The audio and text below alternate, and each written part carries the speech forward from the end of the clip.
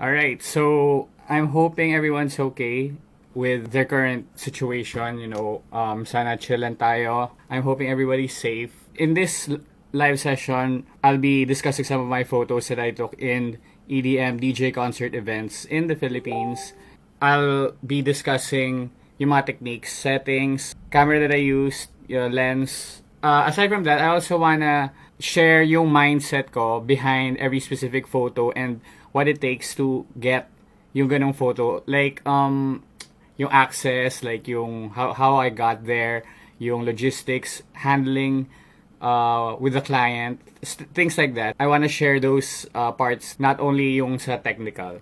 We'll be looking at over around less than 100 photos, so we'll be here in a while. Let's begin. So first off, my name is Art Oka. Maraming nagtatanong if that's my real name, and that's actually really my real name.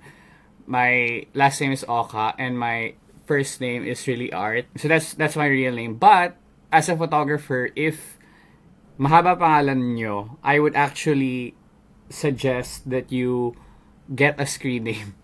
Na get something catchy, something madaling tandaan. Kasi parang, pag may client kayo and then nag-iisip sila ng name ng photographer or like, any services, maganda na short lang and madaling tandaan. I started in photography in 2009. In 2007, I joined the Commerce Journal in the University of Santo Tomas, which is yung student publication ng college namin. And so from there, I joined as a writer. Eventually, I became the editor-in-chief in my senior year. There, exposed to the photography scene, nakamingle ko mga photographers doon. And then, that's the time that I realized, wow, I think I prefer photography over writing and over a corporate job. I really pursued photography. In April 2009, I bought my first camera, a Nikon D60. It's almost 10 years ago as a hobbyist. I graduated batch 2011, BSBA, Business Economics from the University of Santo Tomas. And I started working at Level Up Games. If you guys are familiar with the online game Ragnarok back in the days, Level Up handled Ragnarok. But wala ako dun sa department na yun. I'm in another department where we play test future games. And while I was working at Level Up, I decided to get a Nikon D7000 and start photography part-time. Since 2009 going to 2012, I was learning all the basics and all the techniques. Long exposure, selective coloring, yung mga editing, and all. When I got the D7000, I said, I think I wanna start photography part-time and see if I could get any clients. The first scene that I really wanted to get into was the rock band scene because back in the 2000s, everyone was either rockista or hip-hop, right? So, then ako sa rockista crowd, rockers ako, emo kid, I was in that scene. And so, when I started working, I wanted to be a part of that scene as well. But in the early 2010s, it's kind of hard to get a client. Parang mature na yung band scene when it comes to photographers. Established na sila. So parang it was kind of hard to get a client. Coincidentally, boom naman ang EDM, rave, nightlife scene. And so I fell into that. Two of my clients, my first clients was Guesses.ph and MayumiBeats.com. So both are no longer active. But yun yung dalawang clients ko that got me started in nightlife. I decided with Art Oka Nightscapes and Nightlife because ang concept ko, if hindi ako mabook for a nightlife event, pwede ako mag-long exposure sa streets and that would be the nightscapes. So, magpo-post ako ng nightscapes and then kung may booking ako sa club, so mag-post ako ng nightlife. But eventually, what happened was, puro nightlife na lang ako ngayon and events. Hindi na ako nakapag-nightscapes. That's my logo if you'll see sa page ko and all. So 2013, I was able to quit my day job from all the part-time gigs. Starting that moment till this day, I'm a full-time photographer mainly in the nightlife concert scene, DJ scene. Although I also do corporate events, food, and real estate, especially sa times ngayon, no? Hopefully everyone's safe. And so let's begin. First photo that I wanna share with you guys. This is Road to Ultra Philippines 2017. So this is Zed. He has his arms up and then yung crowd, kita yung crowd, well lit sila, and then you have the effects, fireworks, and what do you call this? Sparklers, gerbs, yung tawag. As a photographer of these events, this is what you're looking for. yung stage effects. Parang, if you're taking photos of a band, parang you're looking for the shot na either yung vocalist bumibirit or yung guitarist tumatalon. Things like that. Not really the crowd shot. Although, syempre, you still want to get a crowd shot sa when you're taking photos of a band performance or a singer. But not really the priority. Unlike in the EDM, rave, nightlife scene, DJ scene, for us, this is the shot that we're all looking for. Yung kita yung DJ, kita yung crowd, and then kita yung stage effect. Na-timingan namin na may stage effect. So, the bulk of this presentation may naka-breakdown siya into stage effects. So, kasi yun yung shot list ko eh. Yun talaga yung iniisip ko. So, yung mga stage effects, so like this one, cryo, sparklers, fireworks, confetti. So, we'll tackle them one by one in a few. For this photo, I used Nikon D750, Nikon 16mm fisheye, 1/200 of a second f4, and ISO 1600. So, the bulk of the settings will surround this settings. Kasi I always start at 1/200 of a second f4 and ISO 1600, ISO 1000. That's where I start the night, and then I adjust as we go on. So this one is in Hydro PUP. This is MC Dino, DZ Savage. So, sakto siyang in the air, and then kita yung crowd, and then may flames na stage effects. So again, that's the type of photo that I'm looking for. And the way to time this is with the drop. So, when it's a usual typical band song or like mainstream song, the chorus is a vocal part, right? In the chorus, like it's the part where may vocals and then yun yung inuulit. While in the EDM rave scene, the chorus is a beat usually, and then it's preceded by a raise, parang the tempo will raise, and then it drops. So during the drop, before the chorus, that's usually where the flames and the other stage effects are ignited. For us photographers, that's the cue to get the shot. So my settings here, 1/60th of a second f4 and ISO 2000. So the 16mm fisheye again is like sobrang must have for our genre. I think we're the only genre that really need it, because we're either in tight nightclubs where you want to get as much of it as possible, or in a huge crowd where you also want to get as much of it as possible. I'm trying to think of other photography genres that need a fisheye, like standard fisheye, and I can't think of any. You're not using fisheye for portraits, like it's not standard for sports. No, it's not standard. Photojournalism, no. Siguro skateboarding, that's the only other scene genre where like mainstay ang skateboard, ang fisheye, because you wanna exaggerate the motion a bit. But in the EDM rave scene, the fisheye is a must because it captures more. Even in equal rectilinear lens, the 16mm na rectilinear na straight, it's not gonna capture the same type of range. So yeah, so fisheye is a must in our genre. So here's another photo. This one's in Davao, March 2016, vibrant Davao. For this one, I'm using a rectilinear 16 to 35 f4 VR. So as you can see, the crowd well lit, and then this is a paint cannon. They have paint cannon, and then these lights are called blinders. So that's the other type of light that you're looking for as a photographer, because you're really looking for that light, because the light sometimes is not going to be enough to light the crowd enough, but blinders are enough that will lit the crowd enough for your photo. So usually they also time this in the drop, so everything relies on the drop. That's the most important thing, and it's better if you're familiar with the songs as well. If it's going to be a DJ that's also a producer who has hits, it's good if you could check out the artist's catalog, check out videos on YouTube of previous performance, and it's better to be prepared. Do your homework, be prepared, and once you get to the show, you'll know exactly what's going to happen. In this particular photo, again, I timed it with the drop, and then there you go. The people are raising their hands, paint cannons exploded, and it's a nice photo. I think this highlights the whole event. Alright, so the next photo, again, this is a staple in the EDM genre. This is Cash Cash, the DJ duo, and this is in Cove, Manila.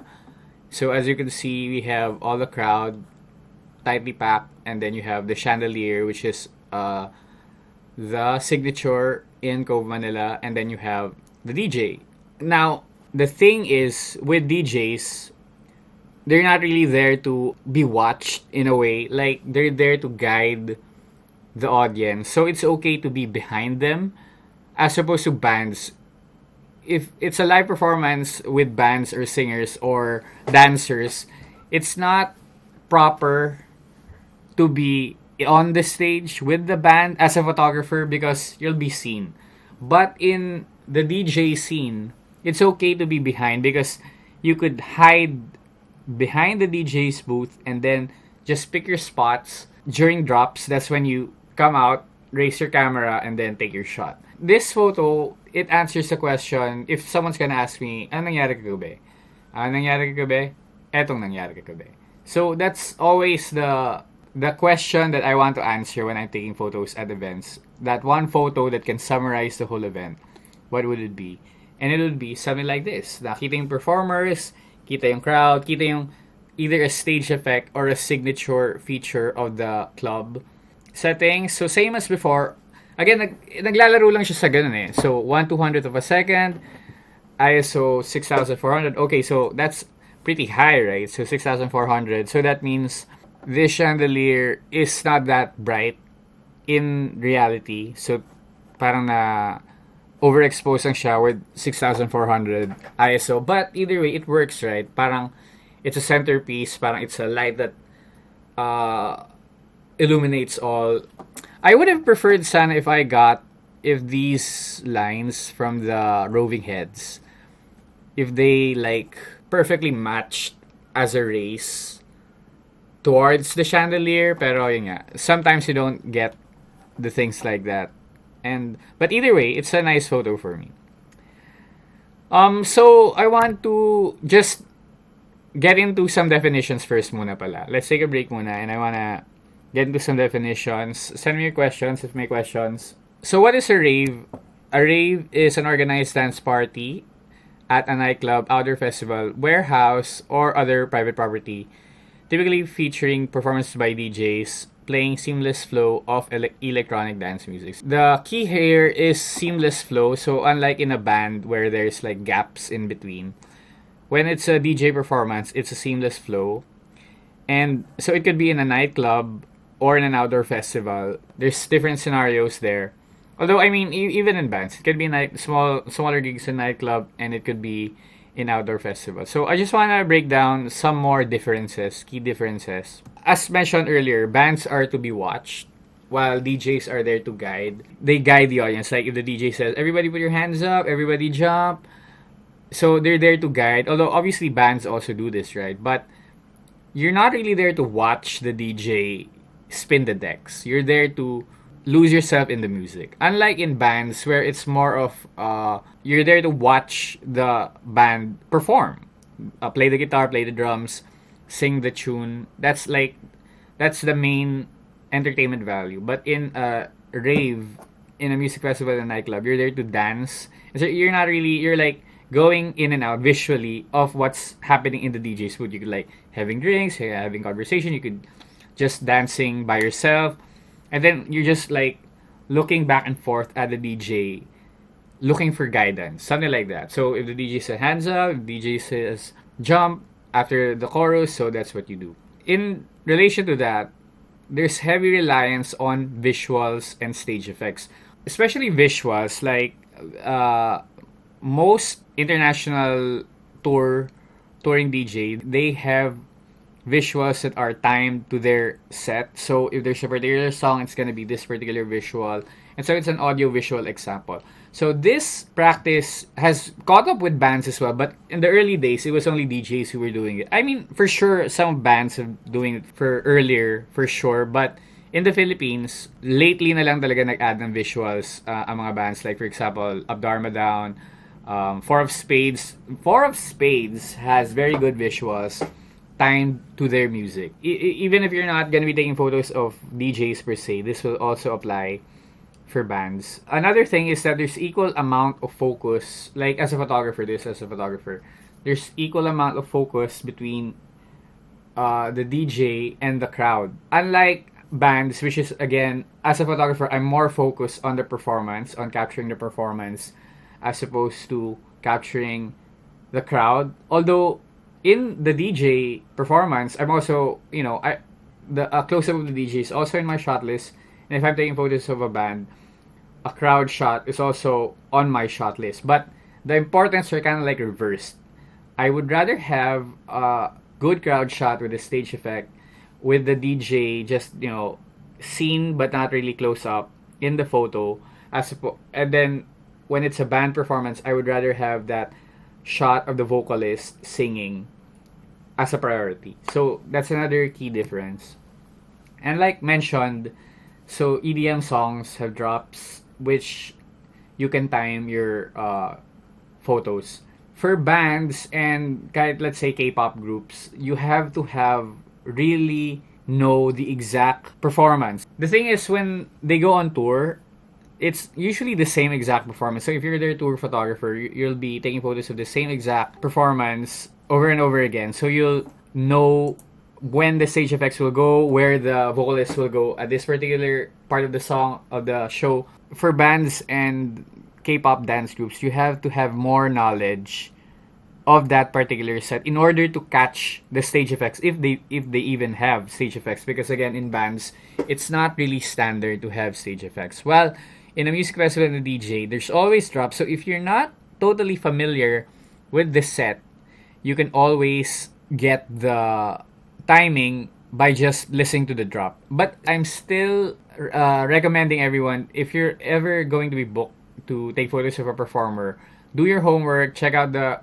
musician's catalog, check out their live performances on YouTube, so that you kind of have a knowledge of where the timings are for the particular moment. And I have examples here where if I didn't watch a performance on YouTube, I would have not have known that may mangyayari palang ganun. So, alright, let's begin. I'm going to start with cryogenic or CO2. This would be the most common stage effect that you'll be taking photos of, because ito yung pinamura in a way. Hindi, pinaka... Yeah, I'm not exactly sure with the price, but this is the most common. Even really low-budget events have cryo. Cryo or CO2, it's smoke with pressure, so it goes up, as opposed to like fog machine. So a fog machine is different than a cryogen nozzle. Here, in this photo, this is Kygo's Kids in Love Tour in October 2018. You have the crowd here, and then you have good visuals behind him, and then you can see a silhouette of him during his performance. So it's a nice photo. It's a happening. As opposed to like if it's just the visuals, the DJ, and then the crowd, I guess it's okay as well. But the cryo gives it a little oomph. It gives it a little Shazam. I'm using a Nikon D750 with a Nikon 7200 f2.8 VR2, 1/200 of a second, f4 aperture at ISO 800. By the way, in this photo, I am located at the lower box of Mall of Asia Arena and shooting from the back forward. It doesn't mean that if you're using a long lens that you can't take landscapey shots. I mean, or landscape in particular, you could use a 7200 for landscapes, and you could use wide angle lens for tight shots. And I'll give you some examples later on. But some of those shots where the mountain, if there's a big mountain and like there's a road, and then like the mountain and the road are like near each other. So to get that effect, you use a 7200 to like compress the foreground and the background. That's also the scenario here, the situation where it's a crowd shot, but I'm using a long lens. It doesn't follow that you need a wide lens to get a crowd shot. You could use a long lens for a crowd shot if you're just further away. Alright, so here's another photo of a stage effect with cryo. So I believe this is a performance of Major Lazer at the Palace Pool Club, back when it was still the Palace Pool Club. Today it's already the Island. Again, this is a crowd shot, but I'm using a fisheye, and so I'm able to capture the whole scene with the cryo going up. You know, if I'm gonna take this photo today, I think I would rotate it slightly because it's kind of crooked.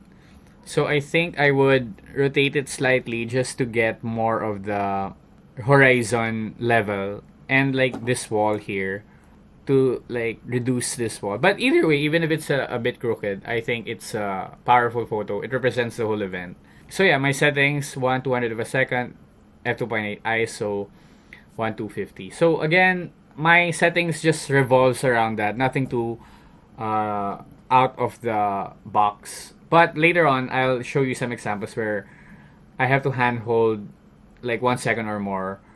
So there will be instances where you need to do that. But for the like your standard settings will do. So next photo. So this is Road to Ultra Philippines 2017. So this is Alesso. For shots like these, to get the height, I use a monopod. So I have one here. So here, I use a monopod. So I attach the SLR up here, and then I have a wire release, and then I raise it up to get above the eyesight of the DJ. Because the higher you are, the more of the audience will be seen in your photo, you know, from the vantage point higher up. A monopod is also a must for taking any crowd shots, like if you're in sports, you're in a rally, political rally, in any event where you need, if you can't like get up a ledge, you could use a monopod. Or photojournalists actually bring 10-step ladders with them, or 3-step ladders. I also bring a small stool with me, so it's at either the monopod or the stool where I could step on it and get more vertical vantage point. Again, in this photo, you see the DJ, and then you see the crowd, and then you see the cryo going up.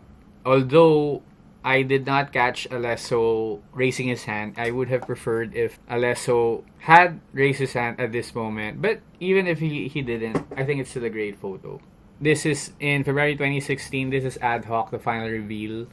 UP JMA Ad Hoc. So in this photo, I'm in the crowd. It's like an action shot because you put the viewer of the photo in the scene, because you're not above the crowd, you're in it. I think either I just have my hands raised here or I'm in a stool. So either of the two. I think I'm in a stool. You have the cryo, you have stage mines here, and then you have the blinder that lets the whole crowd up. And you have MC Pao here, silhouette of MC Pao against the white, against the stage, against the visuals of the stage. It's a powerful photo. And again, if someone asks me, ano nangyari kagabi? Eto ang nangyari kagabi. So that's always a question that I want answered. Alright, next photo is stage mines. Yung stage mines, usually they only have 1 or 2. Maswerte ka na if you have 2 for the headliner act. So it's very important as a photographer to capture the stage mines. So this is what they look like. So this is Plus63 2019. So here, I'm using a 16-35 f4 at 1/320 of a second, ISO 1000, and at f4. Ideally, I would have preferred if I didn't get this upper part cut. Either way, I think it's a powerful photo. I used a 16-35 f4 VR. So why is that lens my preference? So in the Nikon lineup, you have the 16-35 f4, the 70-35, or 17-30 f2.8, and then you have the 14-24 f2.8. So the reason why I prefer the 16-35 is, number one, the weight I think you really have to consider that in any lens decision. If you're gonna be in a studio, then probably not. But if you're gonna be in concerts or landscapes or you're going on a hike, the physical weight of the lens can add an advantage in a way because it's going to be a long day. It's 8-12 hours and you're going to be lugging it around and it's gonna, it's gonna drain you. So having a little less weight is a big advantage. Why did I not use a fisheye for this shot? Sometimes I just want to mix it up because sometimes the fisheye gets a little overused. If I do a fisheye this week and the next week another fisheye, by the third week I kind of feel like, okay, I'm gonna try to get the same shot using a rectilinear 16mm. That's how I decided to like get it. If I had been using a fisheye, hindi makakat yan kasi like it has a wider reach. But I decided with the rectilinear and I'm happy either way. Alright, so here's a example where I use a fisheye. So this is Redvolution, December 2015. I used fisheye 2.8 and yun, buo. It's easier to capture the reach because I believe kinwrap in ko pa to eh. Parang if you look at it, yung the way the distortion of the fisheye, is not as pronounced. Probably kinwrap in ko. Hindi, most likely kinwrap in ko to. And as you can see, kukuha yung buong stage mine. Yeah, I like this photo. It represents the whole event. Settings same lang, 1/200 of a second, f2.8. ISO 1600. There you go. This one, it's a different vantage point. It's from behind the back of the DJ. And the thing that I love about this photo is the name of the DJ is W and W. And then their hands kind of go W. So I think I like that fact a bit. Ideally, I would have preferred if I was a little bit more to the left side because I'm a little off center. I would have preferred to be more centered, and if I would do it again, I would use a monopod and get above them to capture more of the effects and more of the crowd. But either way, this is a good shot nonetheless. So this was in September 2015, the Road to Ultra Philippines 2015. Alright, so the next shot, again shot with a fisheye. I told you fisheye is my go-to lens because you'll for surely get the photo because of the reach. Because sometimes you just can't back up enough for a rectilinear lens to capture it. And using a rectilinear lens in a diagonal angle sometimes doesn't work unless you're perfectly in a 45-degree angle. Unlike in fisheye, even if you're not perfectly either in a 45 or in a straight 90-degree to the stage, it still looks good. And I have an example later. So for this one, this is Live Dance. 2016, 1/250 of a second, f2.8, ISO 2000. So, this is technically not a stage mine. This is like a pyro technique. But I'm not exactly sure what they call it. But I just say stage mine because as opposed to a 3-minute or 5-minute fireworks display, a stage mine is just quick to the beat, just like one explosion to exaggerate the drop. So that's the way it's used in a live event. And for this photo, I think it's really powerful. I mean, I really love this because you could see the whole crowd and the crowd is lit by the pyrotechnic and you could see the stage, you could see the light. And so I really love this photo. So yeah, Live Dance 2016 in Cebu. So the next photo, alright, so sparklers, gerbs, or waterfalls. This is again like stage mines in a sense that they only go once per performer, usually just the headliner. So it's very important that you get a photo of it. Alright, so the first photo, so this is in Cove, Manila. So this is Danny Avila. This is again the importance of a fisheye because look at the last 4 sparklers. I mean the ones at the edge. It's in the very edge of the screen. So if I'm using a rectilinear 16mm lens, I would not have gotten it. The ones at the edge. Only with a fisheye can you get it. And by the way, behind my back is the LED wall already, so there's no space to back up. This is as far back up as you could go in this venue. Again, it's a powerful photo because there's stage effects. The way the light hits the DJ, you could see that it's like the sparklers are the only light, and it's illuminating the DJ in both directions. And then you have the crowd lit. So I think it's a powerful photo. As you will see throughout this presentation, my main body is the Nikon D750. I have 4 D750s in rotation. One is actually I'm cannibalizing it for parts because it got broken and we couldn't figure out why it was broken. So I have a total of 4 bodies. My settings for this one, ISO 2000, f3.5, and 1/250th of a second. Again, my settings just revolve around those settings. Next is a photo of Hardwell during Road to Ultra Philippines 2017. You have the sparklers here, waterfalls going down. You have the crowd visible, and you have Hardwell, one of the headliners, holding the Philippine flag. So again, the flag is another important moment in the concert that you have to capture as a photographer. So I'll give more examples in a bit.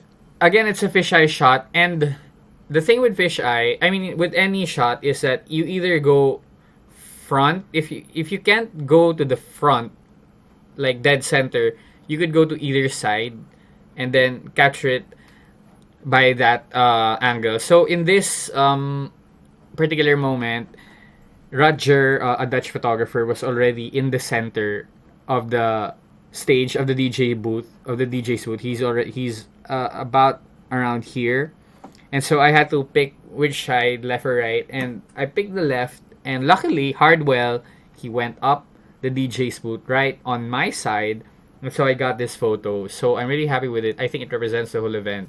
My settings, 1/160th of a second, f4, ISO 1000. So again, nothing too fancy. It's just standard that you can handhold. Actually, when it comes to aperture, I would actually always prefer it to be at f4 over f2.8, just to have a deeper depth of field.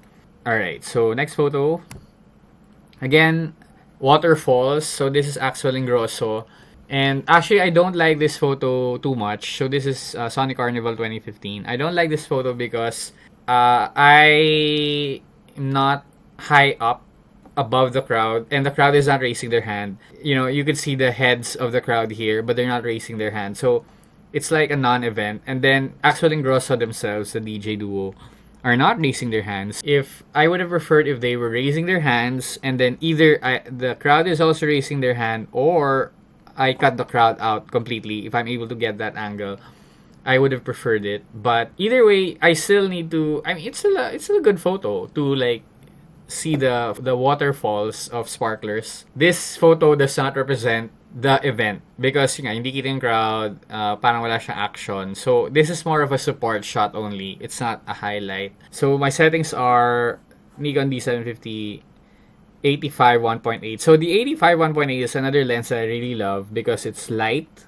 and it gets the job done. And I guess if I had gone with a wider lens, maybe I could have captured more of the crowd. But again, the crowd isn't raising their hands either way. I think, as by itself, it's good. I don't know how I could have made this better, but, I'm happy with it nonetheless. Alright, so here's the thing. Here's the scenario that I wanted to capture. You have the crowd raising their hands. You have the sparklers going up. You could see the stage, and then you could see the DJ, so that's Cascade. So this is Le Boracay 2016. Alright, so by the way, speaking of Le Boracay, the reason why it's called Le Boracay and not La Boracay is because it's Labor Day weekend in Boracay. So it's a portmanteau of Labor Day and Boracay. So Le Boracay. So sadly, after after Boracay was shut down, parang Le Boracay came to an end. But for the last since 2011, 2012, for 5 years I believe I was there every Labor Day weekend. A lot of good memories, but really a lot of physical exhaustion as well because it's just parties in the morning, in the afternoon, and then sometimes I have other activities like beach volleyball. I get booked to take photos of that as well. And then you have the main event at night, and that goes on for 5 days. As a photographer, it's really exhausting, but it's part of the culture of history of the Philippines that I'm proud to be a part of. Hopefully at some point, either Boracay will be, open for parties again, or another island will get that title. My settings for this, 1/320 of a second, f4, and then ISO 1000. So this is zoom out, and ano nangyari kagabi? Eto nangyari kagabi. You can see the crowd, you can see the DJ, you can see the stage, and then you can see the stage effects. So that's a powerful photo for me.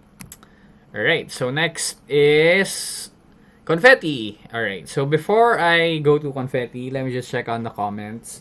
How do you see the future of work in the genre post-pandemic? Alright, so that's a very good question.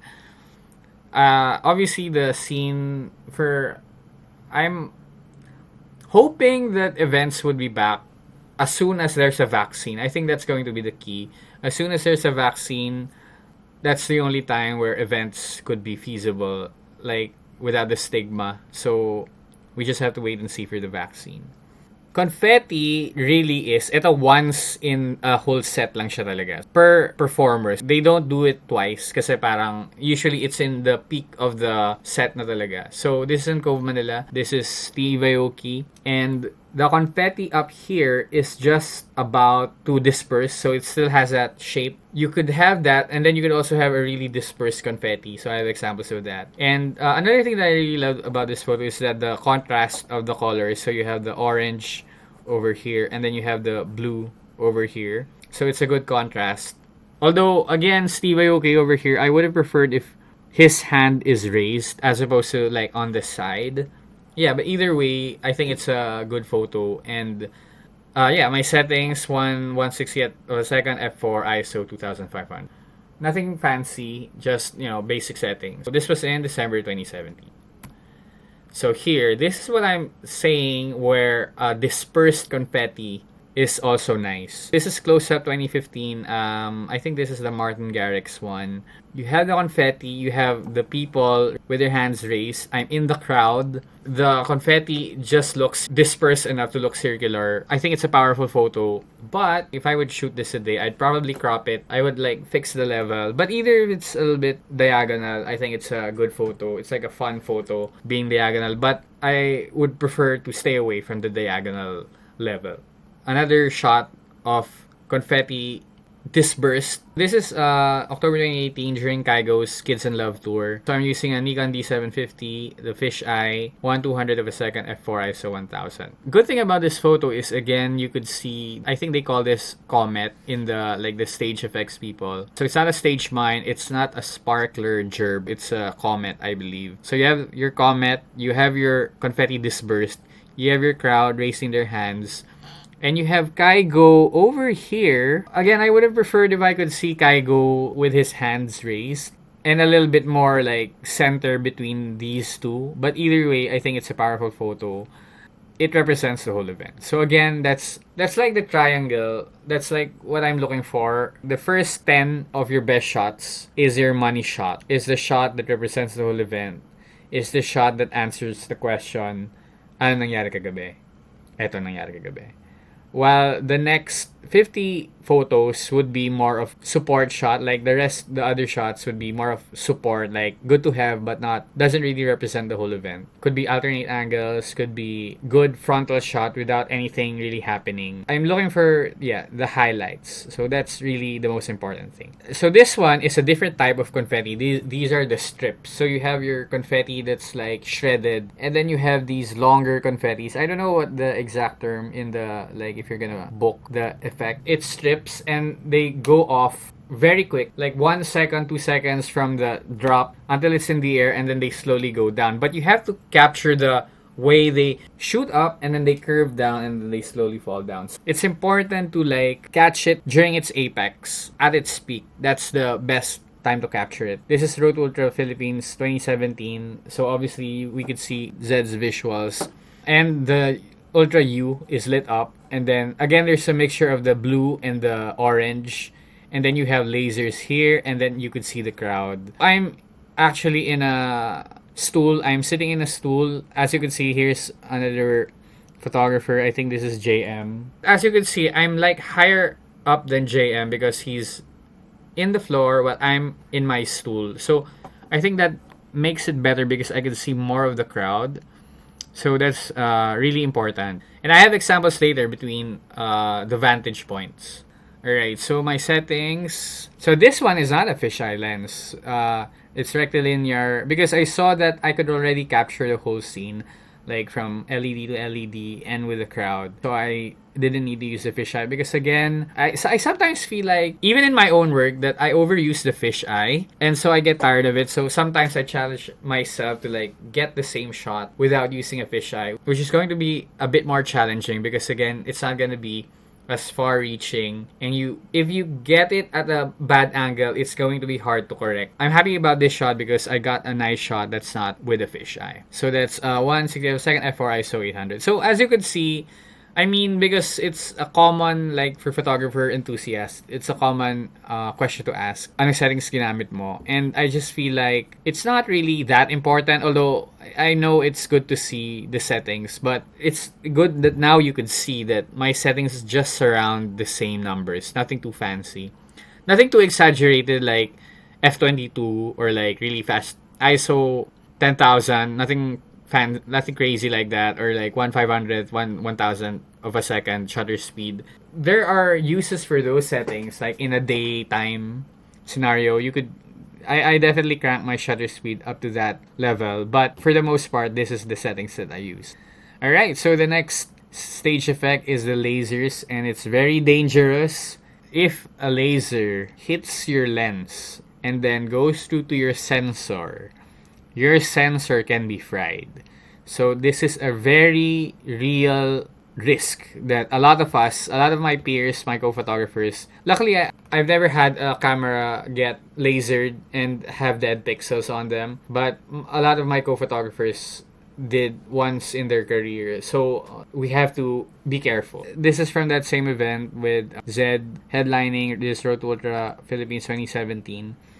As you can see, the lasers here are not the pointy ones, like it's not the pointer laser, so it's a little bit more safer. For this one, it's good that the lasers are up, but if you see the lasers going down at you like that, it's best to like drop your camera for protection or like cover it with your hand like that. But as you can see, it's still worth it to risk the camera because lasers are really visually pleasing. So this is like a rainbow. I really like the effect. And then as you can see the crowd, this one I think I have some crazy settings. There you go.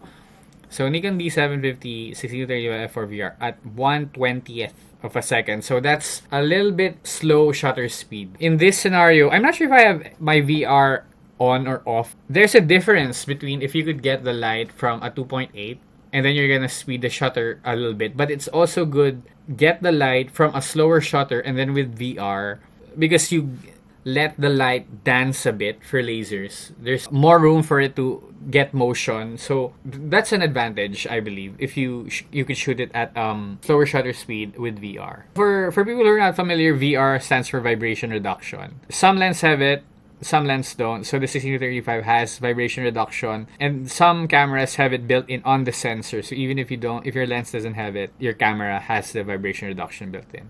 Another shot of lasers at Cove Manila. So this featuring Gusto. So the good thing about this photo is sparklers are also seen while there's lasers. So you could really see the crowd. Although the crowd is, in a nightclub setting, sometimes it's more of a casual, like everyone's having their own world amongst themselves. It's more of a social gathering as opposed to a concert where it could be at the same place, but like everyone's looking at the DJ. If you really have a big name DJ, that's usually how it goes. As a photographer, you don't always get that nice hands up shot, but either way, even if the crowd is not united per se, I think it's still a powerful photo.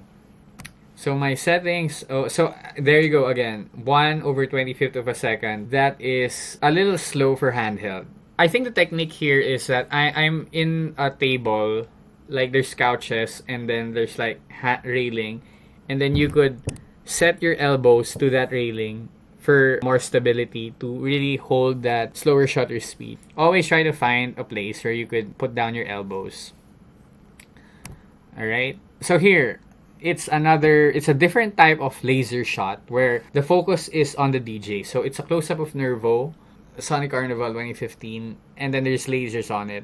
It's like an attack shot. It's like they're attacking. It's a nice photo. It's a different type of photos. Nikon D750, I'm using a Nikon 85 1.8, 1/50th of a second, f4, ISO 2000. So in this scenario, ideally, I should have lessened the ISO, open up the aperture a bit more, and then maybe get a little bit more shutter speed. But because it's lasers, if I do that, I might not be able to get the laser because you need more time with the shutter to capture the laser. But then you also can't get too slow because it's gonna overlap. So there's that balance, which as we can see, it's either 1/20th, 1/25, or 1/50th of a second.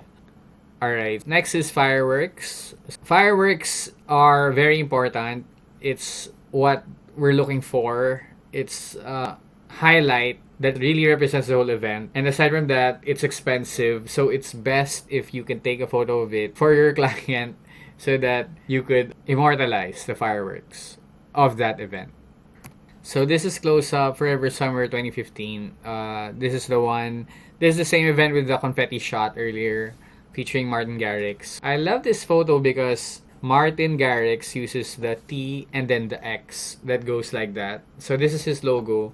So anyone who's familiar with him would immediately see that this is a Martin Garrix set because he's too small to be actually seen over there. And then the fireworks are really good. Although I think it's a little bit too harsh, the blue wash. But either way, it made a good contrast between the venue and the fireworks.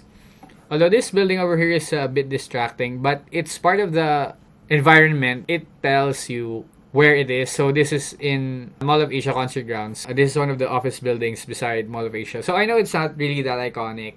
But, I mean, for example, in Ultra Singapore, right behind the stage is the Marina Bay Sands. Immediately, you could tell that it's Ultra Singapore. It's situations like those that, even if it's like, it's a bit off geometrically, like it's not, it would have been better if this whole building is not there. But even if it's there, you could still, it's still okay. It's part of the scenery, it's part of what happened. And so, it's good to have it there.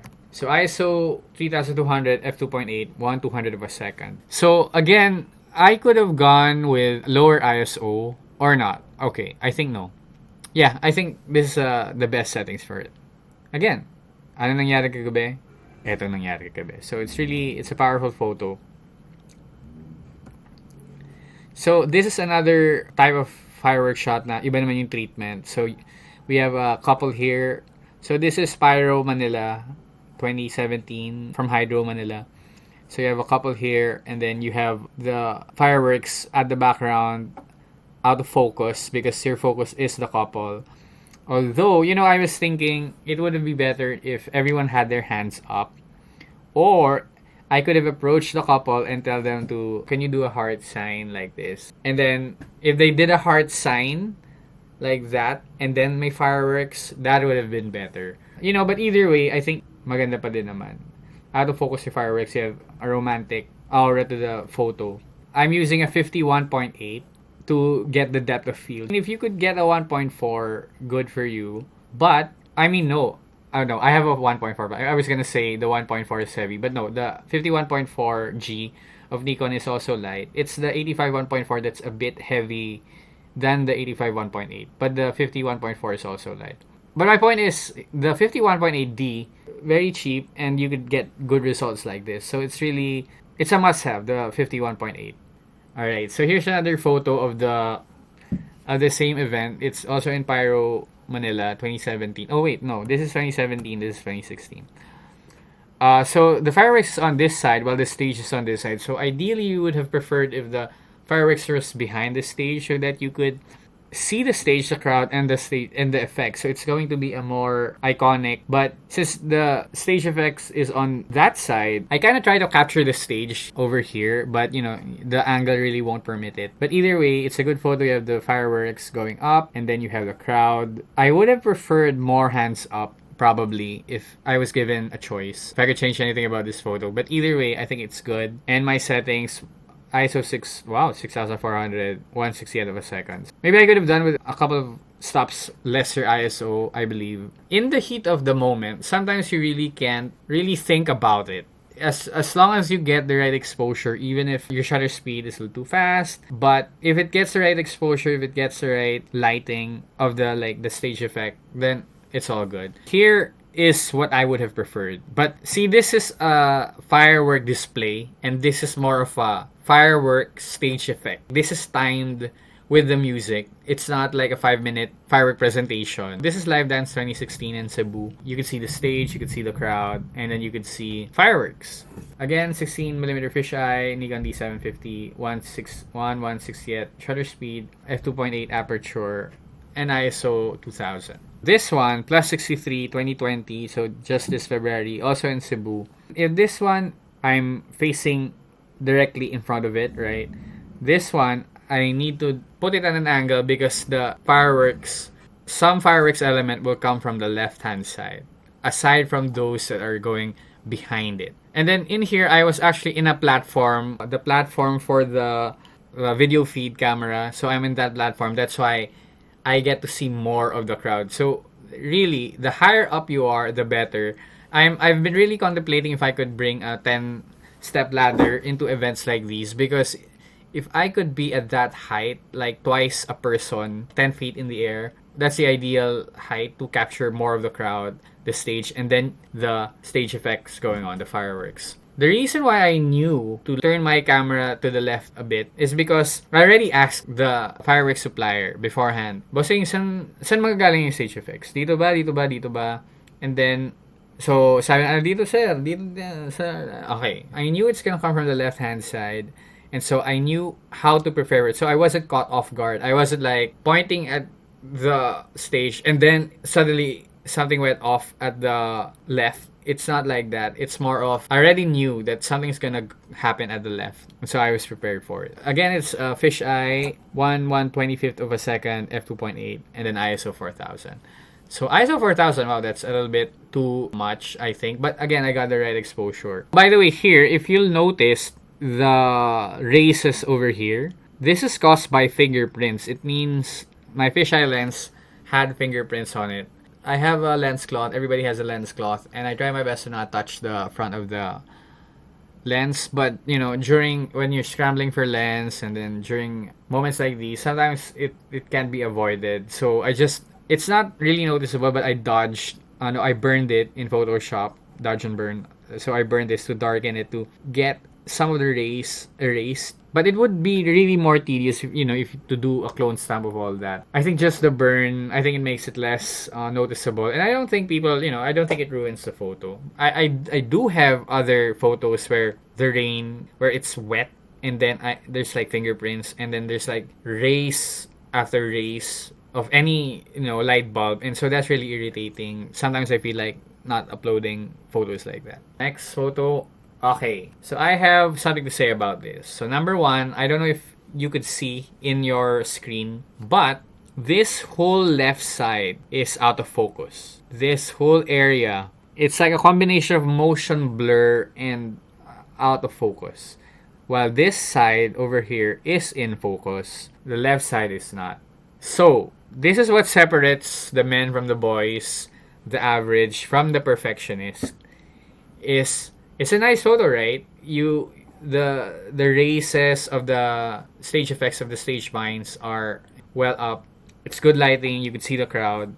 But if I'm really a perfectionist, I would not have released this photo because it has this out of focus area. Sometimes, I just reason out to myself na, if you're gonna look at it at a cell phone, it's not gonna be noticeable. But if I'm really perfectionist, I would not release this photo. This isn't part of the set, but sayang, and I think it's acceptable.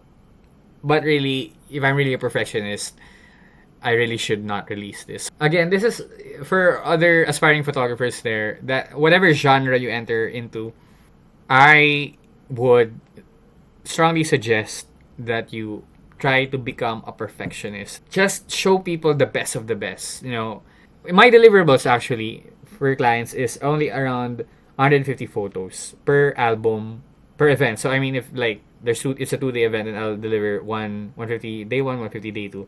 Because if you go further than that, 200, 250, 300, 400, it's just going to be repetitive. It's just going to be the same. It's going to be this photo, and then the next photo is like the stage effects is like just starting, and then the next photo is that, and the next photo, and then you have to be a perfectionist in selecting what you'll let the public to see. It's like in movies, there's a certain duration that's standard, right? It's either 1 hour and a half, 1 hour and 30 minutes, or 2 hours. 3 hours pushing it. There's no movie that's 4 hours, or it's not normal to have a movie that's 4 hours. But just the attention span of the viewer. So you have to think about that when posting of an album, of an event. If you post an album that's 500, I guarantee you no one saw the last couple of photos. By the 300 to 400 photo, I'm not gonna scroll, especially the internet speeds in the Philippines.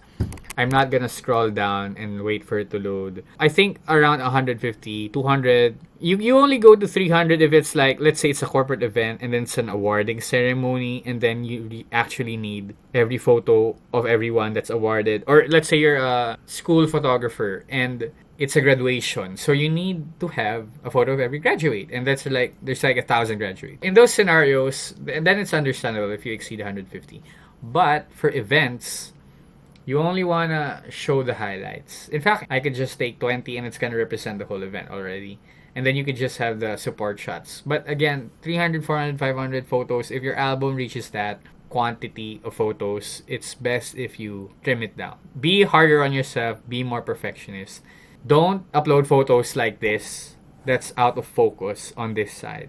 And another wrong thing with this photo is on the upper right, you could see this peel. It's like may tuklap, and that peel is from Lightroom adjusting for the distortions. You also need to learn how to correct for the distortion. But there's actually a button, a check mark there, constrain crop, which I learned recently. Before, I would do the left, right, up, down, distortion correction, but then I'd manually crop it. I didn't know there was a constraint crop check mark. Now I know, and now my workflow has been easier. So that's also a suggestion that I'd like to share with everyone. Correct your distortion. If you're a bit on the side, try to correct it. Unless you're really in a 45 angle, and that's really the portrayal that you want to show of the scene, right? But as much as possible, it's good to be flat. Or if you're in 45, then you're flat on a 45 degree to the stage. So be perfectionist. Don't put too much in an album because no one's gonna look at it. Alright, so here, this is actually a different type of event. So this is the closing ceremonies of the SEA Games last December. So this is in Tarlac. I was using a tripod here, and as you can see, it's 3.7 seconds f8 ISO 100. So this is more of the typical fireworks shot that you do, the long exposure shot. So I had a tripod and I had it facing against the railing, like balancing it against the railing, to make sure that none of the people at the side are seen, because the fisheye is getting the lenses of the other photographers on my right side. I got this photo, and then I got a couple of others. So let me show here. This one. So this is 2 seconds, f8 ISO 1000, and this one's 3.5 seconds, f13. So why did I slow it down to f13? Because during these fireworks display, I was in bulb. So this is a different attack to fireworks. This is the normal attack to fireworks, I would say. The long exposure technique. You slow your shutter speed down, but I would suggest... I actually have a video on YouTube about the whole closing ceremonies fireworks. Check out my YouTube, Art Aoki. To get this photo, I would advise you to put your settings in bulb and then use a wire trigger, and so that you can hold on to the shutter speed and then eyeball what's happening. So if there's flare, explosion, and then close your shutter speed. So you have to eyeball it. You can't just go 15 seconds and then wait for things to happen. Imagine if this shot is like, this is just 4 seconds, right? 3.7 seconds. And then what if this scenario of the fireworks display was already happening while I was still in exposure for 15 seconds starting in this shot? So these two photos will mix. So that's not going to be good. It's going to be overexposed. It's going to overlap. And so you're not capturing the specific moment. So that's the reason why it's important to use a wire shutter release, and set your camera to bulb and eyeball the fireworks. Don't just set a long exposure timer, but eyeball the fireworks. The performance here is Black Eyed Peas and Arnel Pineda. So this is actually a DJ concert, right? But I mean, we're in fireworks, so I just wanted to share with you fireworks. And also, actually, the one from Plasticity this year, the headliner is Lainey. It's not really a DJ concert, but it still applies. Alright, so the next is visual. So this actually applies to any event, but the examples I'm going to show you is more for the DJ concerts. This is Zed. As you can see, there's a huge Z behind him, and then parang honeycomb net. So it's really powerful, and then you can see Zed with his arms up. It's a great representation of his event. Ideally, I would have preferred if there wasn't anyone behind him. So I'm using a D610, 1/25th, 250 of a second, f4 ISO 1200. So this is True Colors Tour of Zed in 2015. So it's from the same event. So as you can see, dito naman silhouette lang si Zed, and then you have the visuals, and then you have the crowd, and then I would prefer sana if we had more of these, of the light sticks all over. That would have been better, like, visually. But at least you could see Zed. Even if he's a silhouette, you can still... I mean, if you know him, you will see his hairstyle. And then, oh yeah, that's Zed. And aside from the Z. The only problem here is, as mentioned earlier, in Mall of Asia Arena, the main position is in the lower box, in the very back, shooting down at the stage. But they set up the visuals to be in line by the people down. So that's why there's an overlap here. You see this part and this part. It's supposed to be, one circle. But either way, even if it's a little bit off in that, I think it's a powerful photo and represents the whole event. Another one of Zed's visuals is from the same event. Headlining artists and their tour usually have their visuals. If it's opening DJ, then most likely they only have visuals on loop that's not in sync with their set. But if it's a headliner, the visuals are in sync with their set. Alright, so next photo, this is Plasticity 2017. So we have Ace Ramos. And we have Rave behind him. And then I specifically remember, during this time, I was off-center. And then quickly, I saw the visual. It was like a ball, and then the racer coming out behind him. I quickly went to the center and tried to get that angle where Ace Ramos is dead center on the back of the visuals. And then my caption for this was Ace Almighty, because this is Ace Ramos and he's almighty, and that's the aura you get from the photo. The visuals, it's very powerful, and so it's important to pay attention to what's happening behind the DJ in the LED screen. So here's another example. You have Axel Ingrosso, and then behind them is a huge woman trapped in a glass. While a song is playing, there's like this woman trapped, and then he's like trying to get out. He's like trying to push. If you're in the audience, there's a wow factor in that, and so it's important to capture it. A good way to prepare for this is, like I mentioned earlier, is to do your homework, Google the artist, check out the previous live performances of the performer, of the DJ, or of the band, and then from there, you'll already see the visuals. And then, oh yeah, at that part, this is gonna happen. Or at this song, this is gonna happen. And then this song. So you kind of prepare. When will you be behind them? And when will you be in front of them? Amongst the crowd. So that's the challenge. That's always the challenge.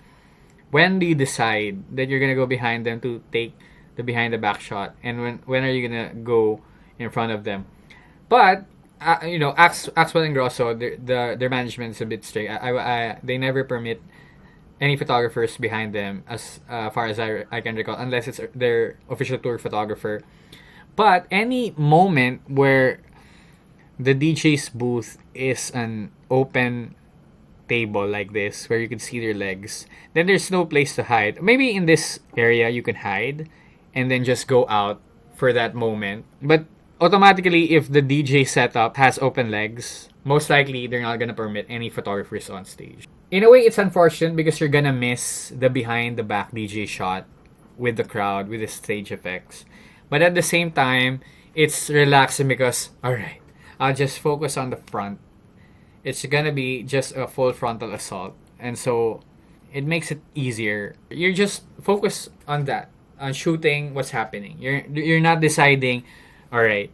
They have 30 minutes to go, and I already have 30 minutes worth of photos from this angle. Should I transfer behind them?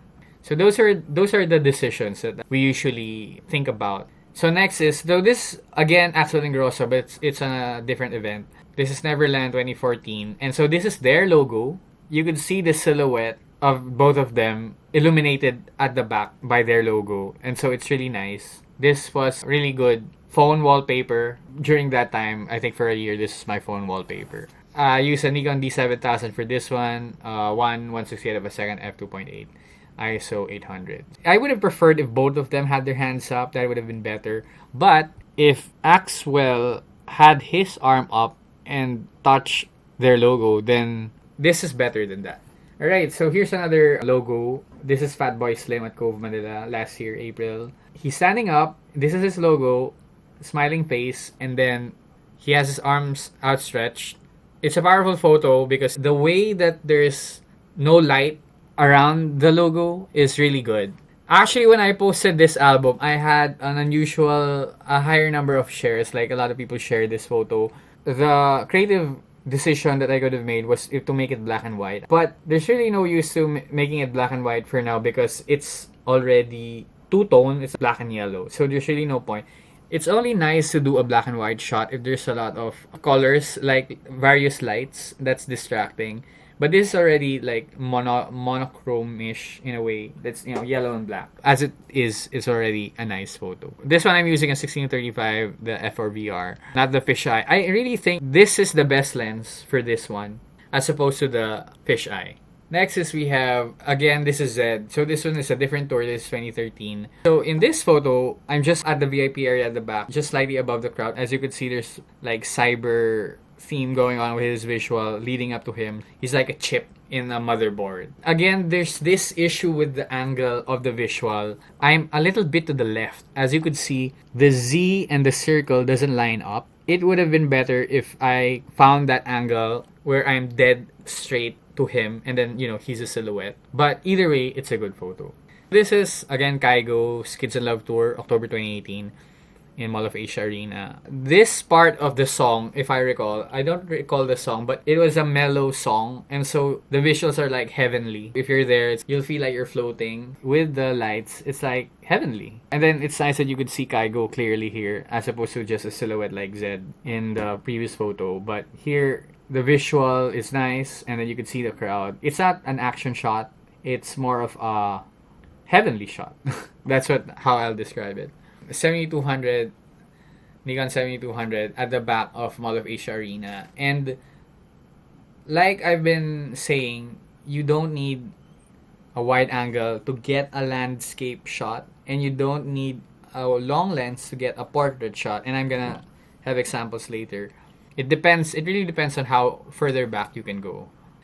Another key important shot is to get the name of the DJ behind his back when it appears. Get the DJ in action and then get the crowd raising their hands. That's a shot that I'm always looking for. So I'm using a Nikon 85 1.8. Again, I love the 85 1.8. Sometimes it gets challenging in the dark to really nail the depth of field, but if you get to, once you nail it, it's nice. Although here I'm at f4 and it's not really a depth of field shot. I'm not really trying to blur out the background. I'm just trying to get a crowd shot using the 85. You got the blinders here open, and so it gives it a mystifying look, and then the crowd's hands are up, and then Alesso. This is in the Palace Pool Club, I believe, September 2015. So again, this is Zoop Out in Labor Day in Boracay, 2016. You have Cascade, you could see him, and then you have his name as a visual on his back. Here's another example, Dimitri Vegas and Like Mike. So this is ZCG in February 2019. So this photo, I like it better than the others because you could see the crowd. Everyone has their hands up, and then both Dimitri Vegas and Like Mike have their hands up. You could see their name at the back, and then you could see the lights. Ano nangyari kagabi? Eto nangyari kagabi. It's a one shot that represents the whole event. Lights. This is Life Dance 2015. As you could see, the race of lights is a creative device. It's a creative medium that you want to capture. And you can see the crowd, and then you can see the stage, and then you can see the lights. If the event has powerful roving heads, you will get these rays. It's important to time the rays when they're not in chaos. Sometimes they'll dance around, but then sometimes they'll be in sync and then be balanced visually. So it's important to time your shots like that. Hardwell, Ultra 2017 at All of Asia Arena. Yeah, yellow rays coming out, and then you have him there with his arms wide open. I would prefer to have the crowd in the shot, but I think the crowd was really dim at this point, so that's why I focused on the stage. D750, 7200, 200% f4 ISO 400. There you go. As I said earlier, my settings surround just those numbers. Alright, so this is more of an action shot. This is with a 16 fisheye.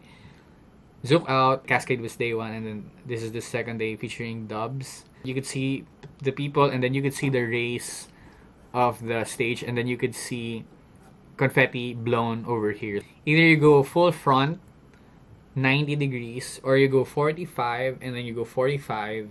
So this is a 45-degree shot.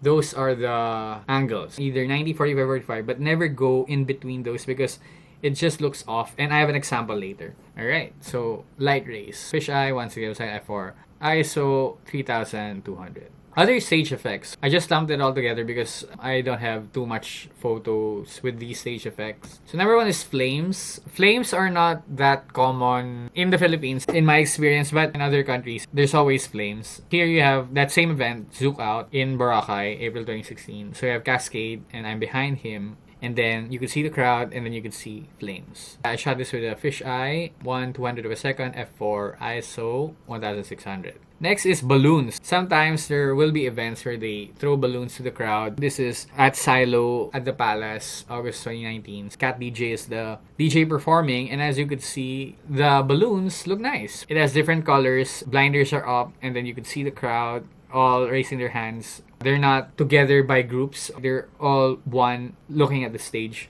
And then you have the roof, different colors. It's a nice shot. D750, fisheye, 1250, f3.2. So the 3.2, right, is why 3.2? Obviously, I would either set it at 2.8 or I'll go to f4. So the 3.2 is obviously, it's just at the heat of the moment just to get the right exposure. Sometimes, especially in the shutter speed department, I would mid-burst and then something happens and then I know that my exposure would be fried. I crank up the shutter speed without looking at the lens, without stopping the burst. That's something that works every now and then, just with the familiarity of mid-burst and then the stage binds go up. I know it's gonna be overexposed, so I try my best to crank up the shutter speed mid-burst. I have a good story about this. So this is Armin Only. That's Armin Van Buuren in 2014. Armin Only is a 6-hour show. And my client for this particular show is wheninmanila.com. So it's a media. So I'm not with the production. I'm not with Armin himself. I'm not with the venue. I'm not with the sponsor.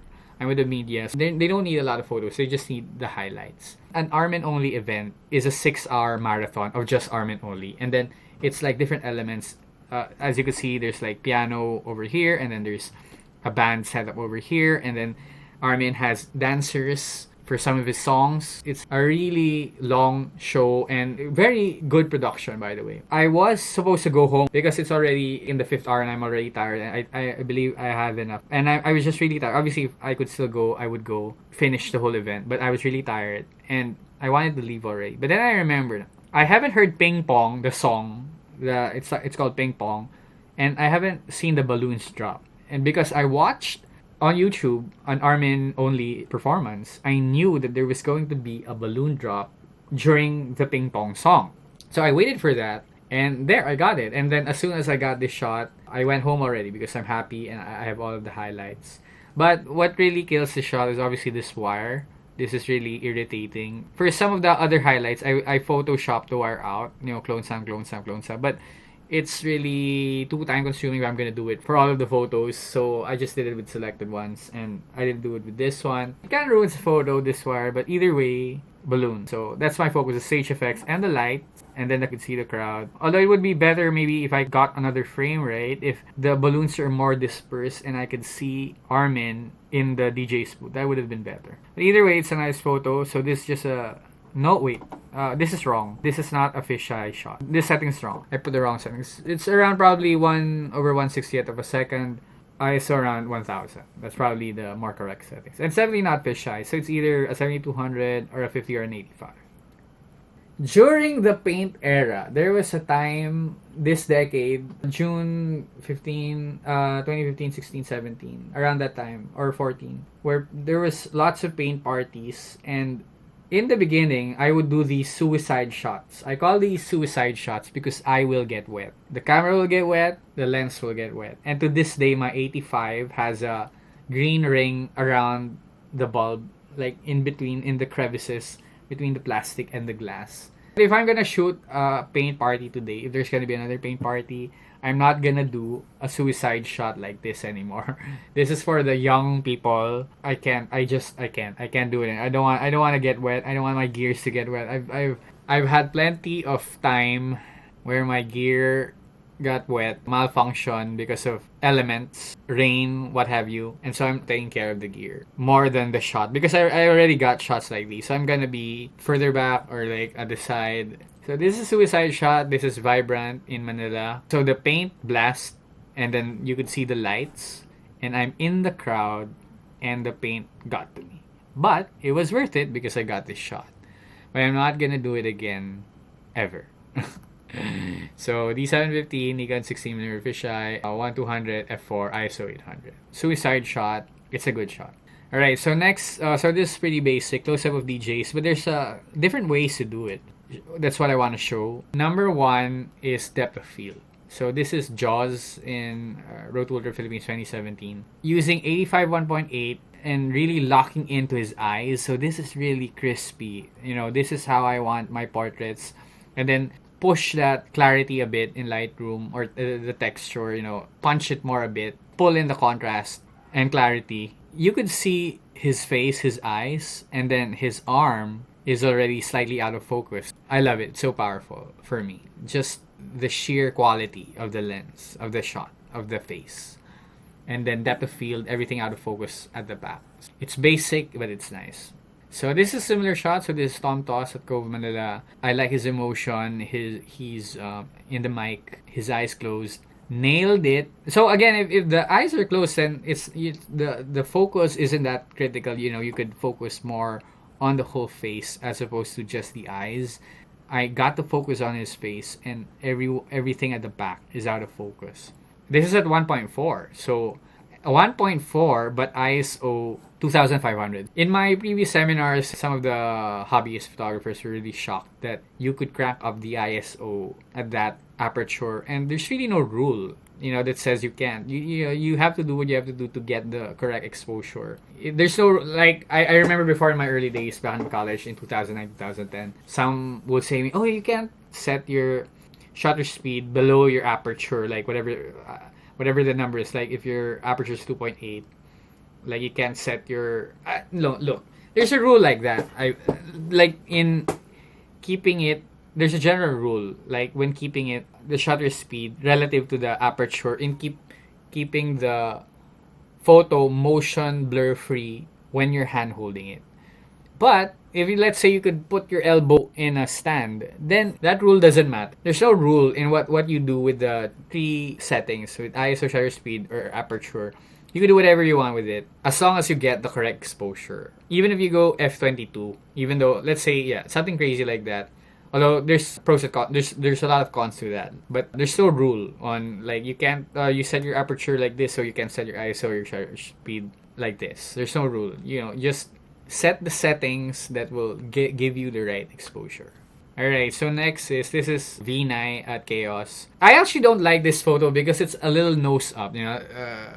This guy, I think this is Andrea. I don't recall their names already, but they're Italian. It's a little bit up the nose, but the reason why I included this, maybe I should have, you know, looked for a better example, is I want to show how. So we've been looking at fisheye the whole time for crowd shots, but here you could also use fisheye for close-ups. I use the 85 for close-up, and then I also use the 85 for stage shots. So again, there's no rule also in that regard. It's just what you want relative to the environment, like where can you stand and take your shot, and also depends on what you want. And in this instance, I wanted to get a really close-up shot of them in a fisheye. That's a creative decision. So it's a D750, 16 fisheye, 1/200 f4 ISO 2000. Here we have the chain smokers. So I really like this photo because it's so crispy, and then with black and white, it's like accidental renaissance. It has a classy feel to it.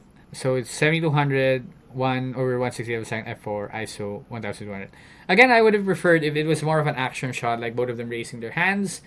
But this one, it gives a different type of emotion, especially with the one light. Like it's just one spotlight shining towards them. That's also a nice, powerful photo for me. Next is, this is Stellar at Silo, 51.4, and you nail it at the eyes. If you nail it at the eyes and then everything else is out of focus, it's so powerful. And look, his ears are out of focus. The background is out of focus. This part of the foreground is out of focus. The other knobs at the back of the CDJ of the mixer is out of focus. It's his finger slightly in focus, and then his eyes. That's really what you want to get a powerful portrait out of any performance, any portrait. Like even if it's just like a fashion glamour shot, focus on the eyes, and if you could get everything else out of focus, the nose, the cheeks, you can make it softer, and it's going to be powerful. And especially in this scenario, the light is shining up on him. It gives him a nice lighting on his face. So I love this photo. It's powerful for me. Stellar at Silo, 51.4. This was April 2019. At f4, 1/50th of a second, ISO 1600. So imagine 1/50th of a second at f1.4. If you're a hobbyist, you might be shocked, but that's how dark the environment is, and that's the settings that you need to get the correct exposure. Alright, so this is pretty basic. There's some depth of field there, but because of how far away I am from Kaigo, the eyes aren't isolated. You know, the ear is still in focus, the hands are still in focus, the arms are still in focus. But even if it's not too artsy-fartsy, it's not too creative, it's just kind of like a snapshot, it's okay. So that's the reason why I included a photo like this, is because you're not supposed to be artsy-fartsy all the time. You could just be simple, but capture the emotion, and it's gonna be great. So next is, so this is at Cove. This is Manolet Dario, I believe. I actually don't like this photo that much, but I'm here just to show you that there's a way to use the light behind him, behind the DJ, as a creative device, to use it as a ray. So early on, I showed you the photo of Ace Ramos, and there was a visual, but this time it's not a visual, it's the actual roving head. But I don't like the way the DJ is pink. If he wasn't pink, if this was illuminated properly, I would have preferred that. But I'm not gonna put this in my portfolio. This isn't like in my top 100 photos, but I just wanna show an example of using light as rays at the back of the DJ. This is not an accident. Depending on where you are, you could move, sidestep to place the object to the back of the DJ. It's up to you on how you want to place it. And this one, if I'm showing you rays of lights, I'm showing you visuals, I'm showing you depth of field. This one is just basic but powerful. It's 85 at, oh wow, it's even at 2.2. I would have thought I shot this at 1.8. But I love how crispy his face is. It's like I nailed it. It's so clear, his face. And then the screen at the back was just white. And so I decided to just do a black and white and make this DJ, his name is Chico Rose. If, you know, he could like use this as like his tour announcements, right? He could put the tour dates here and all, but it's really powerful. It's simple, it's black and white. And this part here where this is the DJ's booth. Usually my logo will be here, and then the club's logo, Cove Manila, will be on this side. It makes the logos pop out as well. I mean, but just look at the face. I really like how crispy I got the face, and that's because of the 85 1.8. So it's really a really nice lens. I really love it. If this was 70-200, I don't think I would get it this crispy. The 85 has this look that I really like. But definitely the 70-200 would still give me great results. This is, again, depth of field. Nailing the eyes. Look at the ears. The ears are out of focus. The lips are out of focus. This sleeve is out of focus. But this is in focus, so this should also be out of focus. So maybe I didn't nail it. Or maybe they just happen to be on the same plane, but the eyes, it's really, that's what you want. You wanna just have the eyes on focus, and it's what makes powerful portraits. If those were monochrome and then crispy and then depth of field, sometimes just a snapshot. So this is Dead Mouse at Cove Manila, May 2018. 160 out of a second, f5. So I don't even know why I'm at f5 here. ISO 2500. So see, I could have opened up the aperture a bit more and then lessened my ISO, but it's really basic. It's just Dead Mouse raising his hand, and then the visuals a little bit out of focus, and it's just a snapshot, so it's not really that creative, but it's Dead Mouse. His mouse head is iconic. He's a big name in the scene. By that itself, it makes it a powerful photo. The who's in the photo, the content is also relevant aside from the creative device. Same example of basic. You don't need to go too creative. It's just Zed smiling during press conference, but it's a nice photo. This is 85 1.8. The primes. The prime lenses are really powerful. My setup, I would like to share with you guys. When I'm in an event, I have my 16 to 35 f4. I have my 51.4, my 85 1.8, and my 16 fisheye. And then if needed, I do carry the 7200 f2.8, and it's heavy. All of those, it's heavy. I actually have to double strap my sling bag because my back is already hurting. But the primes, it's just worth, I could just make do with a 24 to 70 2.8 and call it a day, and I'll get good results, and no one's gonna say, oh, that's not a good lens. No one's gonna say that. If you have a Nikon 24 to 70 2.8, whether the version 2 or the version 3 with VR, you're gonna get great results. But just personally, I really love primes. There's just something to it. The depth of field, the crispiness to it. And so this is just a basic photo of Zed smiling.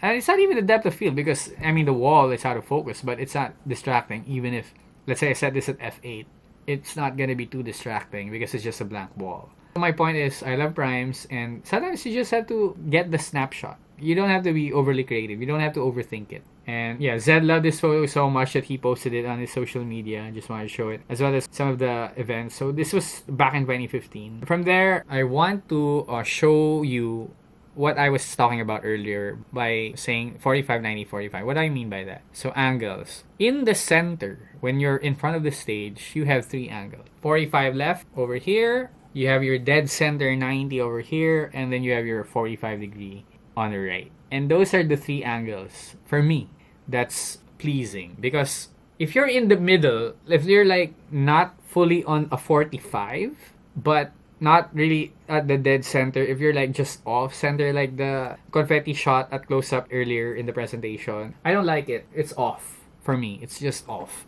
I would rather be 45, 45, and then dead center. Those are my angles. So these are 3 separate paint explosions that I got, and I coordinate when will the explosion happen, and then I go there during 5 minutes or a song before it's set to go off. So if they say, oh, it's gonna go off at 1:30 a.m. All right, at 1:15 I'm gonna be behind the back of the DJ first. I'm gonna take portraits, close up, some photos of the crowd, and then I'm gonna make my way to the back to get shot like these. So 45, 90, and 45. So those are my angles. The previous example was from the front. This is from the back. This is the first example earlier. Zed 45 left, crowd, stage effects, DJ raising his hand. At the bottom, this is the same event. This is Hardwell. Dead center, stage effects. You can't really see the crowd, but it's a powerful photo. And Hardwell's not raising his hand, so I would have preferred if he was raising his hand. And then up here, Hardwell again on the other 45 right. You could see the crowd, and then you could see the stage effects, the cracklers. So that's my mindset. In this photo, at the bottom, you could see that there's other cameras here with monopod. That's how everybody takes it. Whoever gets the first position, the other photographers will, pagbibigyan ka na. But there's a hierarchy of photographers. Actually, here, let me discuss something. You have a possible of 5 clients. You have the production, the organizer, the producer of the event. If they don't do the staging themselves, they would hire a production. And so you could also be hired by them. Next is, of course, is the artist. The DJ, the bands, the singers, they can hire you as well to be their official photographer. Next is sponsors. You have corporate sponsors, liquor brands, cigarette brands, what have you. Telcos. So I've taken photos for them for events. And lastly, you have media. Second to last, you have media. CNN, Rappler, what have you. Blogs. And then 6 is the venue. So if the venue is different from the producer, if the nightclub was booked by a different organizer and they're just renting the nightclub out as a venue, then you could be hired by the venue as well. On that 6, when there's a DJ set, the priority for me goes to the official photographer of the DJ. The official photographer of the DJ is going to go where he wants to go, and everybody else should move out of the way and pick an alternate angle where he's not there, the photographer of the DJ. And then after him, the next for me in the hierarchy is the official photographer of the producer of the event. And then thirdly is the production, if the producer and production are two separate organizations. The reason why the official photographer of the DJ is higher up than the official photographer of the event for me is because that's the only set that they're focused on. So you, as the official photographer of the event, have the whole night to get your shots, to get your behind the backs, your crowd shots, your close-ups. But the DJ's official photographer is only there for his set alone. So it's best if you make way for him and just pick the alternate angle. For me, that's the hierarchy. So number 1, those are the 6 different clients that you could get on these types of events who will pay you on any concert event or even any event, like even an F1 race, basketball game, so the league has its photographer, the team has its photographer. Players probably won't have their own photographers. You could be hired by the media, you could be hired by the venue, you could be hired by a sponsor. So, in any event, actually, that applies. Sports, concerts, and that's the hierarchy. But my point in these 3 pictures is the angles. So 45 behind left, 90 dead center behind the back, and then 45 to the right. Here is another example of the behind the DJ, different angles. Up top here, I have cash. As the confetti was going up, 45 left. And then down here, 45, dead center behind the back, and then the chandelier. No stage effects, just the chandelier. And then up here, this is Steve Aoki, so this is a different event. You have the crowd. I'm 45 degrees on the right, and then Steve Aoki and the crowd. So those are the angles. All right. So here's the example that I wanted to show you what it looks like when you're in the middle of the 90 degrees dead center front and the 45 degree. So here you see you're a little off, and you'll have to decide, do I correct this level by cropping it, rotating it that way, even though that's not why it's like this. You're off center in this plane, not really in this plane. It's a different axis. So what do you do? What do you do? So this is Galantis and Chaos in City of Dreams in July 2015. It's a good shot. It's a good shot. You have light behind them, their silhouette. You could see the crowd. Everyone's raising their hands. But I'm still bothered by how it's off center. Again, not 45 and not 90. I'm really bothered. It's I would have preferred either a 90 or definitely a 90. I would have preferred if I was dead center. That would have been better. So this is just all right. That's good enough. All right. So this one, just more examples, but outdoor. So just to show a different outdoor during the day. So this is actually in Miami. This is Cascade. What was the event? The name of I think this is at one hotel in Miami, South Beach. So as you can see, left in this photo at the top, I'm using 60-35 rectilinear. At the bottom, see, I'm a little too far away from the stage already. If I would, I should attempt this shot, so I use a monopod, lift it up to get a crowd. But then the stage is already too small and you can't really see it. So it would have been better if I tried to make my way down the middle of the crowd over here and just did the same shot over here. At the top here is, I think this is a better shot, representative of the better crowd shot, where there's a crowd and then the stage, and then up this ledge here is where I was in this photo on the left. Again, vantage point, angles, verticality is important in getting crowd shots. As an example, here on your left is a photo where I used a monopod to get more vertical height. On the right is a photo where I'm just raising the camera up my head, right? Like this. So as you could see, it's a big difference in the depth of the crowd that you could see. Although obviously, there will be times where you don't have a monopod or don't have a ledge to step onto. If you could just raise your hand, then so be it. Just get the shot. But to get more of the crowd, to make it appear, it's a better shot. So same thing here. So this again, Miami Music Week 2018. This is Young Guns event at Shore Club in Miami South Beach. As you can see on the left, I'm just holding the camera, especially with, Americans, they're a bit taller than us Filipinos. So it's harder to get above them if you raise your hands. So on the right, I used a monopod and timed it with the cryo, although the nozzle isn't that powerful. But, it's like a smoke effect. You can see their logo, Young Guns' signature balloon, and then the crowd, and then the light, and then you can see the DJ duo. The one on the right is a more powerful photo. That's what I'm saying about taking photos of the crowd using a monopod or stepping on a ledge. So that's very important in crowd shots. Flag. More examples of the flag shot. So here, this is one by PH. We have laid back loop in June 2014. I'm using a D7000 and ISO 500 f2.8 1/200th of a second. And here I actually did this post-process, did the black and white on the other elements, and then just retain the color of the Philippine flag behind a white visual LED. And so it's a powerful photo. And this is Independence Day event. That was the point. It was June 11th. And it's a powerful photo. But again, it's it's more of a post-processing thing. If you're a photojournalist and then you're gonna do selective coloring, so that's not really being truthful in a way. If you're hired by the production of the event, then you're more of part of the marketing of the event. So just go have at it. But here, even if I'm part of the marketing of the event, I will not go as far as edit the crowd to make them more. I don't know. I'm just not comfortable doing that. If the event isn't as successful, if the crowd is thin, I'm not going to edit, Photoshop more people in the shot. But I'm gonna use techniques, use longer lenses to hide the lack of crowd. But in this case, it's selective coloring, so I think that's okay. That's not really, there's no ethics involved, I believe. So it's a powerful shot.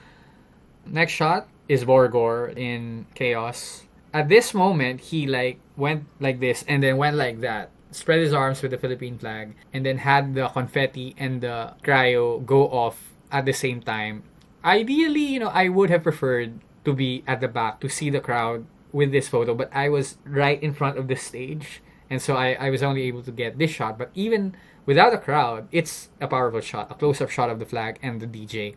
And here, so this isn't a physical flag, it's a visual. Why are the DJs doing this? The reason why they're doing this is because they do an Asian tour, right? And then if you do the flag thing per country, then it looks nice. It's like, it represents, that event happened in the Philippines. That event happened in Korea, in Japan, in Singapore, what have you.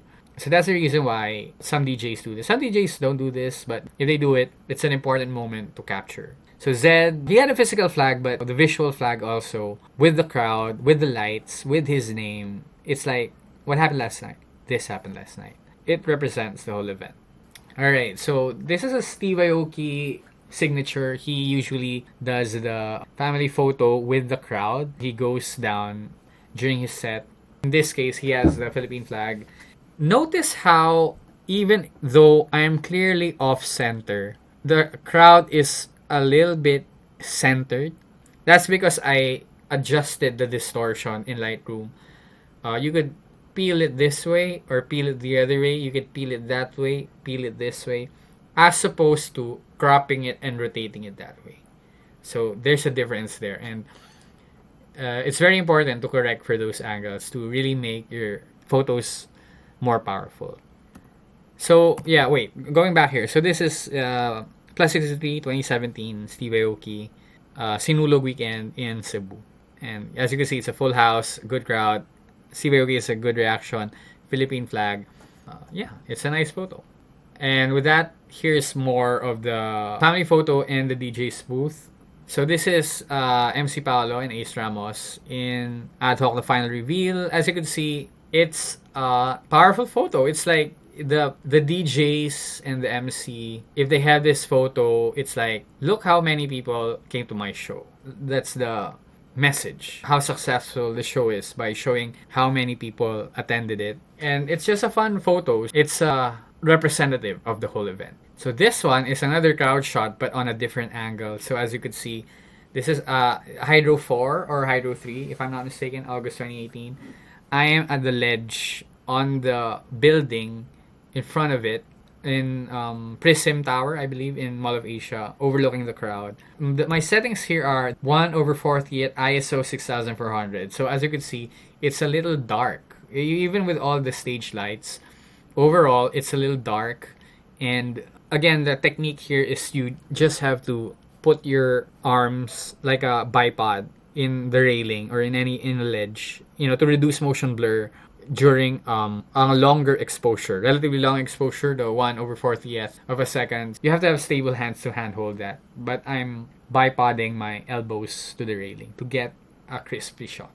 Here we have Steve Aoki again. This time it's in Cove Manila, December 2017. This is another powerful shot when you have those moments where the DJ, all right, everybody put their lights out. And then it's best if you're behind the DJ, because if you're at the front, all the lights will be shooting towards the DJ, so you're not going to be able to see the lights at the back. So it's best if you get in position. If you know beforehand that at this minute, at this song, the DJ will ask the crowd to get their phones out, their lights out, then you could get into position earlier. But if you don't know, if you could try to rush the stage, then try to rush. If you're stuck at the back, then just take the shot at the back. Steve Aoki with everybody's lights out, him swinging his arms, everybody swinging their arms. ISO 4000, f2.8 at 1/100 of a second. I have to set my shutter speed a little bit faster because there's nothing to bipod my elbows on in this scenario. I got the shot at ISO 4000 and it's nice. It's clear, it's crisp.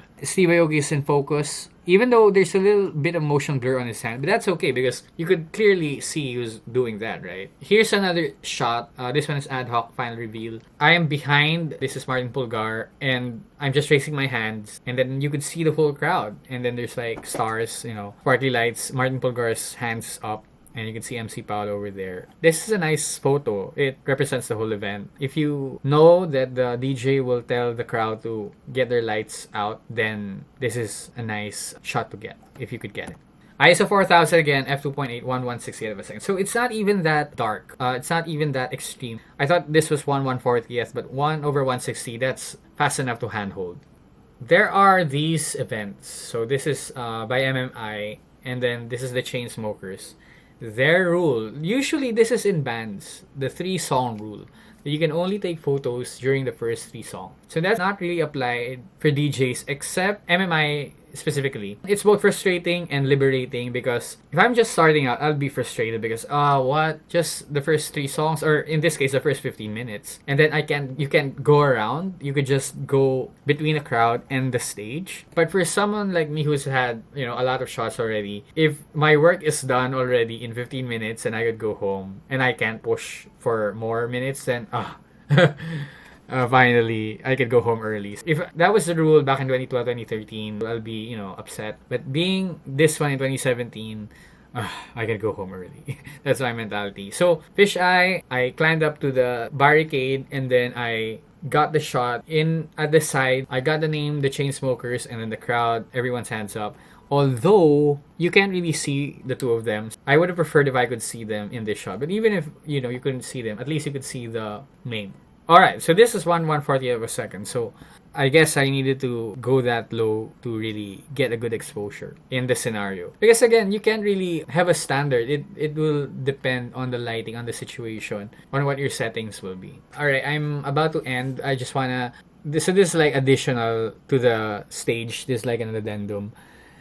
not really the main focus of the coverage. This is like an optional shot, but dancers. Sometimes in events like these, there will be ledge dancers, acrobatics. Here are some shots. This is during Pyro Manila again, Hydro Manila event. And as you could see, the dancer with the fire poise going about. The technique to get this one is set your flash to rear curtain, or even if you can't set a rear curtain, you make sure you have your flash. Be very slow in your shutter, and then ISO just to balance it out. And then if you could set your elbows on a table. So in this particular photo, my elbows is on the stage itself. There, it's 0.4 seconds. That's how slow the shutter was. And then ISO 100, f4.5. I'm using the flash to freeze the performer while the light of the fire is the one still moving during all those seconds. So that's how to get shots like these. This is in Cove, Manila. They have these acrobats, Okada Manila Entertainment Group. They're really world class. It's really fun. Fun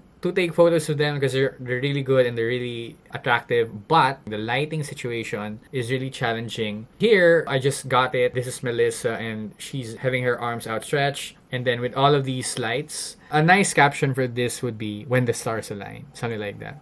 I would, if I'm going to post this on social media. And I did a black and white. It's very powerful. And it's a good addition to the album. Because this doesn't represent that night. This is like a supporting shot. Because they're not the main attraction. Unless it's their show. If it's their show, then they're the main attraction. So 1/60th of a second, Nikon 51.4. f1.4 ISO 1:250. In some of the clubs, you really need to have a 1.4 lens to capture motion because it's really difficult. And if you're gonna use flash, it's not gonna be as dramatic because you're gonna lose this shadow area over here. The only way to get this is if you have a 1.4 lens. Even at 1.8, it could be difficult at 1.8. So a 1.4 is a must. Alright, so this is another shot of a dancer at Cove, Manila. I really love this photo, but the focus landed on her thigh as opposed to on her face. It would have been more powerful if the focus was on her face.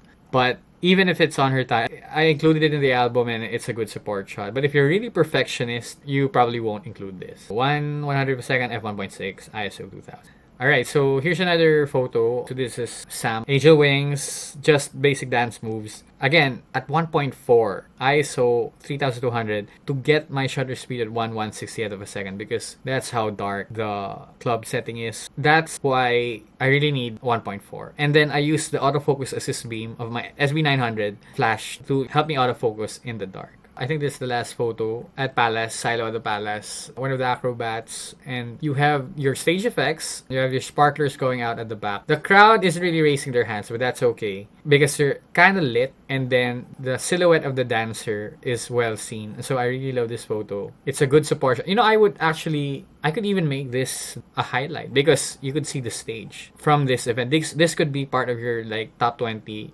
representative photo of the event. Because you could see everything. I'm looking at it right now. I think I would probably crop it a bit more tighter. Just because there's a lot of empty space up. So I'll probably crop it tighter. But, even at its form right now, I think it's a good photo nonetheless. I'm using a D750, 16mm fisheye, 1/200 of a sec, f3.2, and ISO 2000. So it's really normal settings, I would say. Nothing too extreme. And with that, alright, I believe that's it. That would be it. We've been here for 2 hours and thank you very much for everyone who tuned in. Thank you very much to Nikon Philippines for having me do this. I really enjoy sharing with you my passion and my work. And, a lot of people approach me saying, I've been an inspiration to them in their photography and they decide to start photography because of me. And so when people let me know about that, it makes it fulfilling to know that I've inspired someone. So thank you very much for tuning in for the last 2 hours. And before I leave, however, I just want to share with you guys, I have this other genre. So aside from the concert events, the corporate events, food, architectural, real estate, I do some of those. I have this new thing. It's called the After Wedding Photography by Art Oka. It's where I take photos of just the reception party. Because I noticed, I had a client who called me who wanted me to take photos. He was the best man at his best friend's wedding, and he wanted me to take photos of just the party after the reception. Because in their wedding, all the church photos were good, all the reception photos were good, but during the after party, there were very few photos. And you can't really blame the wedding photographer team because they've been shooting since 4 a.m. or earlier to like get the makeup set up, the preparation shots of the wedding, and then you go to the church, and then you go do the group shots, and then you do the reception. So by the time the party starts, your photo video team of your wedding is already tired. So that's where I come in. If you want to have great photos of your party, just your party, I'll be there. And with my knowledge of the party scene, I can capture moments where everyone's at their happiest, at their wildest. I just want everybody to know. Check it out, After Wedding PH at Instagram and on Facebook. Alright, so thank you very much. Again, my website is artoka.photos. My Facebook is artoka nightclubs and nightlife. Twitter, Instagram, art_oka. Thank you very much to Nikon Philippines. Thank you to everyone who stayed. Everybody stay safe. We'll get through this pandemic, and God bless.